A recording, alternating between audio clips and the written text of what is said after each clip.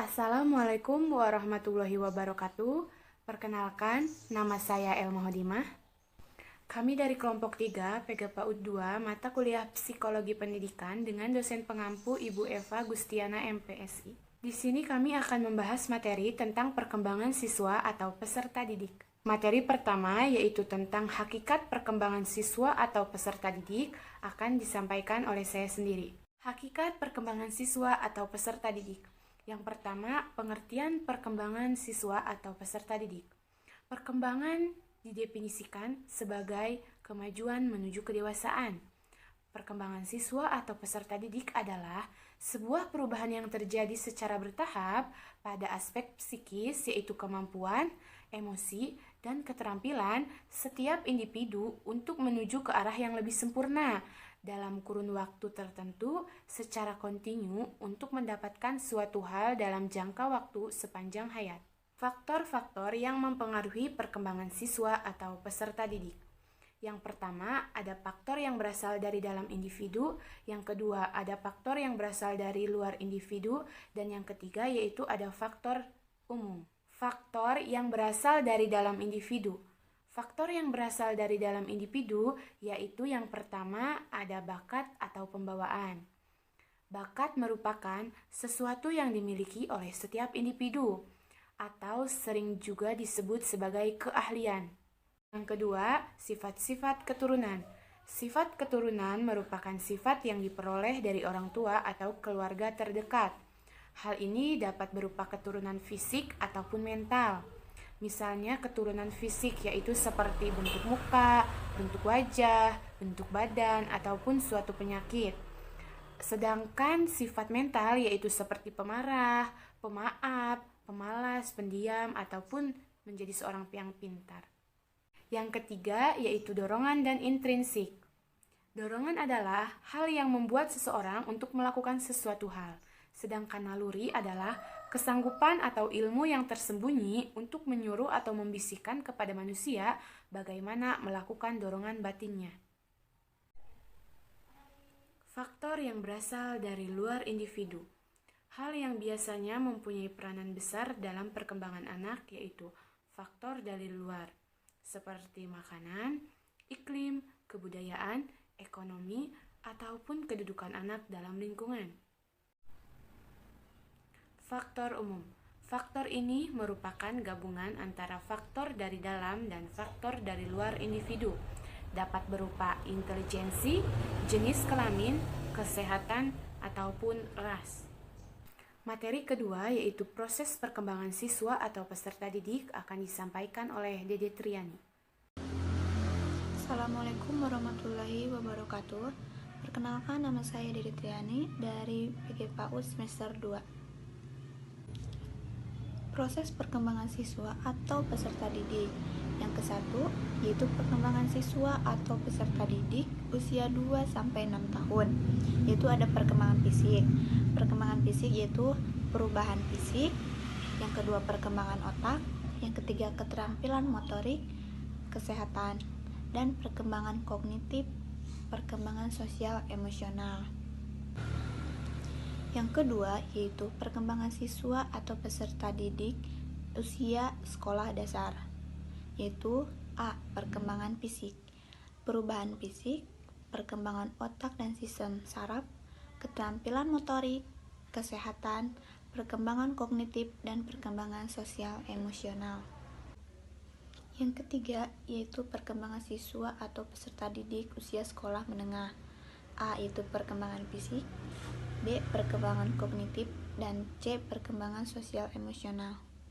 Materi tentang perkembangan siswa atau peserta didik usia sekolah menengah dan materi yang terakhir yaitu hubungan antara perkembangan siswa atau peserta didik dengan proses belajar akan disampaikan oleh Mila Hilmalia Aina. Perkenalkan, nama saya Mila Hilmalia Aina. Untuk materi selanjutnya yaitu perkembangan siswa atau peserta didik usia sekolah menengah. Yang pertama, perkembangan fisik.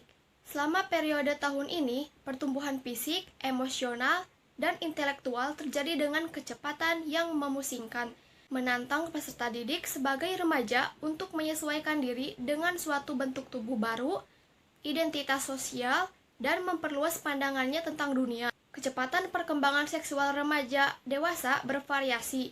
Awal pubertas pada laki-laki yaitu kisaran usia 14 tahun. Untuk awal pubertas pada perempuan itu kisaran antara usia 11 sampai 12 tahun. Untuk yang kedua, ada perkembangan kognitif.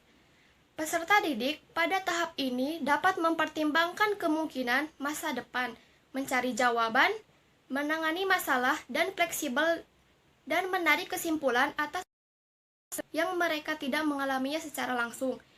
Titik puncak atau jatuh tempo perkembangan kognitif terjadi ketika peserta didik sudah memasuki usia dewasa dan jaringan sosial makin berkembang. Untuk yang ketiga, ada perkembangan sosial emosional.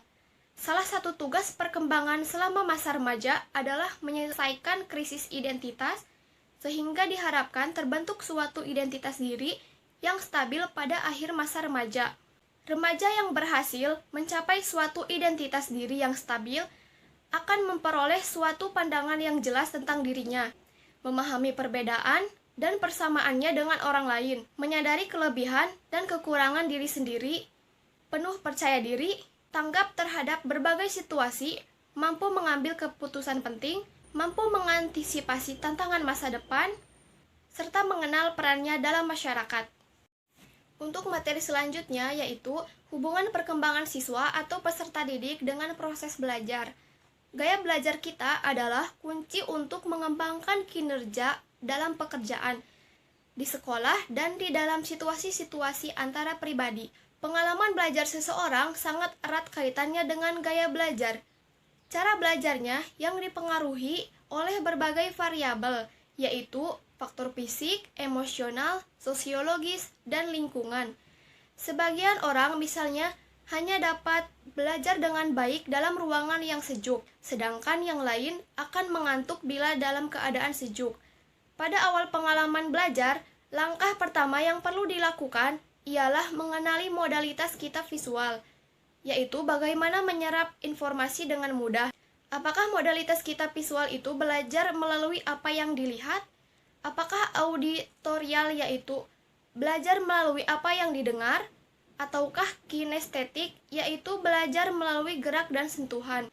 Pendidikan yang dilaksanakan di sekolah, di rumah, maupun masyarakat tujuannya ialah membantu dan membimbing anak dalam pertumbuhan dan perkembangannya agar menjadi manusia yang sanggup menghadapi masalah-masalah dalam hidupnya sebagai orang dewasa. Oleh sebab itu, anak merupakan faktor yang penting yang harus dipertimbangkan dalam menentukan materi pelayanan dan memilih pengalaman belajar yang sesuai dengan modalitasnya.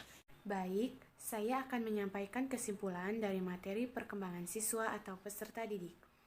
Para peserta didik memiliki berbagai kebutuhan yang amat diperlukan bagi perkembangan diri dan wawasan pengetahuannya, sebagai bekal baginya untuk masa depan yang lebih baik. Kegiatan-kegiatan yang terprogram di sekolah pada prinsipnya adalah merupakan manifestasi dalam rangka memenuhi kebutuhan-kebutuhan para peserta didik. Ilmu pendidikan semakin berkembang dengan teknologi yang begitu canggih, menjadikan sebuah aspek di dalam hidup ini semakin berkembang dan menjadikan pelajar lebih mengerti.